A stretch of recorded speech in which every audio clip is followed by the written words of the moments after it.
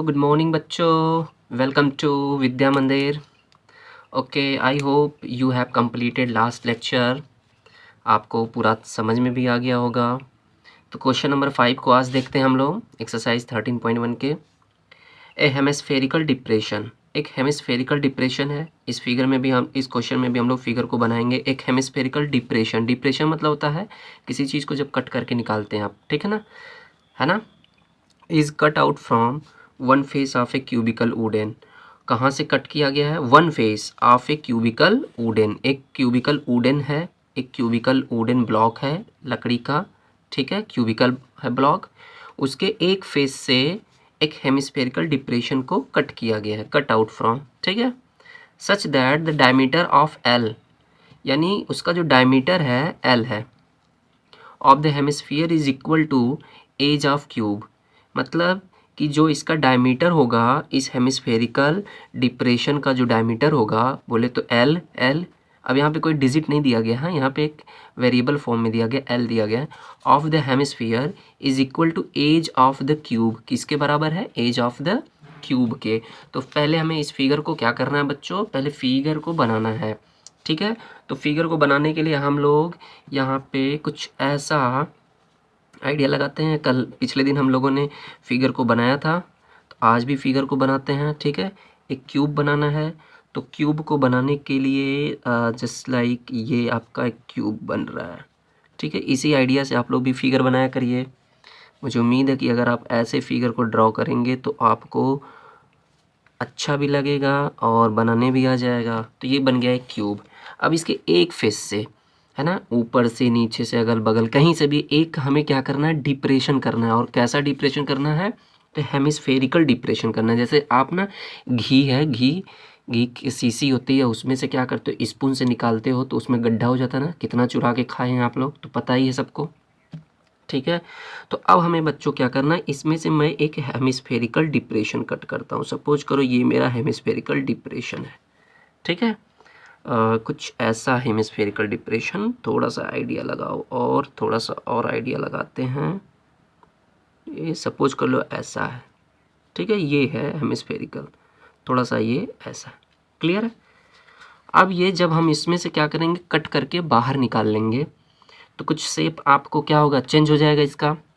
इतना उसमें होल हो जाएगा और नीचे गड्ढा भी हो जाएगा, हल्का सा डिप्रेशन हो जाएगा, ठीक है। अब ये कह रहा है कि इसका जो डायमीटर होगा, इसका जो डायमीटर होगा, अब ये चूंकि सर्कुलर हो गया तो इसका डायमीटर होगा, भाई सर्कल है तो फेस डायमीटर डायमेट्रिकली होगा ही। तो इसका जो डायमीटर है, कह रहा है कि वो इक्वल है, क्या? Equal to the edge of the cube. यानी पिछले क्वेश्चन में जो हम लोग यहाँ पे एक बनाए थे, हेमिस्फीयर बनाए थे, ऊपर सरमाउंटेड था, तो उसका भी डायमीटर क्या था? ए इक्वल था ना। तो ये कह रहा है कि इसका डायमीटर इक्वल है, किसके इक्वल है? इसके एज के, इस क्यूबिकल ब्लॉक के एज। यानी अगर क्यूबिकल ब्लॉक की साइज कितनी है? एल है, तो इसका जो डायमीटर होगा ये भी एल ही होगा। तो कह रहा है determine the surface area of the remaining solid. अब हमें कह रहा है कि जो एरिया बच रही है, जब आप क्या करोगे? इसके एक फेस को ऐसे होल कर दोगे, डिप्रेशन कर दोगे, कट कर दोगे, तो इतना एरिया इसकी गायब हो जाएगी, है ना। तो कुछ गायब होगी तो कुछ आपको मिलेगा भी ना। जब आप इस शेप में इसको कट करेंगे तो ये क्या करेगा? कुछ आपको शेप देकर जाएगा, फिगर में कुछ नया शेप मिल जाएगा। तो पहले से कितना था और अब नया कितना हो गया, ये सब सारी चीज़ें हमें क्या करना है? इस सरफेस एरिया में कैलकुलेट करना है, ठीक है ना बच्चों। तो चलिए क्वेश्चन को सॉल्व कर किया जाए मुस्कुराते हुए, ठीक है। तो हमें क्या करना? लिखेंगे सिंस द डायमीटर ऑफ, क्योंकि क्वेश्चन में लिया है तो जो चीज़ें दिया रहता है उसको रिप्रेजेंट करने से पहले सिंस लिख सकते हैं हम लोग। Since the diameter of, since the diameter of, writing मेरी नज़र मत लगाइएगा आप लोग। since the diameter of hemisphere, since the diameter of hemisphere कितनी बार लिखोगे जी? since the diameter of hemisphere is equal to age of the cube, EDGE, age of the cube, है ना बच्चों। इज इक्वल टू कितना हो गया? एल हो गया। यहाँ पे थोड़ा सा नीचे नहीं दिख रहा है, एल हो गया ना। क्लियर हो गया। सो रेडियस कितना हो जाएगा, radius of hemisphere is equal to L/2 होगा। क्लियर है ना, L/2 यूनिट जो भी रहेगा।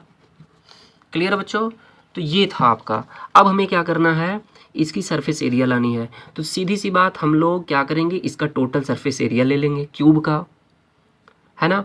और क्या करेंगे, इतना पार्ट नहीं रहेगा, लेकिन जब आप क्यूब में से इतना पार्ट कट कर लोगे, क्यूब में से ऊपर वाले पार्ट में से इतना पार्ट आप कट करके बाहर ले लेंगे, तो इतनी एरिया नहीं है, अभी खाली हो गया है ना। ये सर्कुलर पार्ट इतना खाली हो जाएगा, तो ये किनारे की बच रही कि नहीं बच रही है।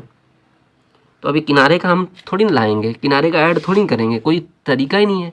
तो हम क्या करेंगे, टोटल सरफेस एरिया में से इतनी एरिया माइनस कर लेंगे। सर्कल की एरिया माइनस करना आसान है, तो माइनस कर लेंगे। तो चलिए हम लोग लाते हैं क्या, सो नाउ हमें लाना क्या है, रिमेनिंग, यानी the surface area of, now the surface area of solid is equal to TSA of cube,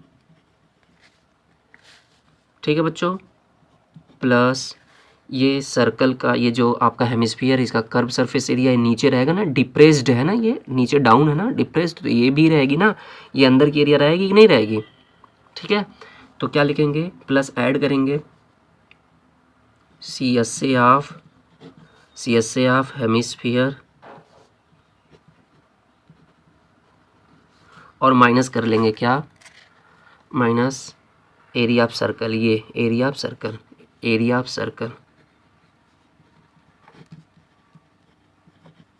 ठीक है, एरिया ऑफ सर्कल माइनस कर लिए। सारे वैल्यूज़ को यहाँ पुटअप कर दीजिए। तो total surface area of cube का फार्मूला पता ही है, 6 इंटू साइड स्क्वायर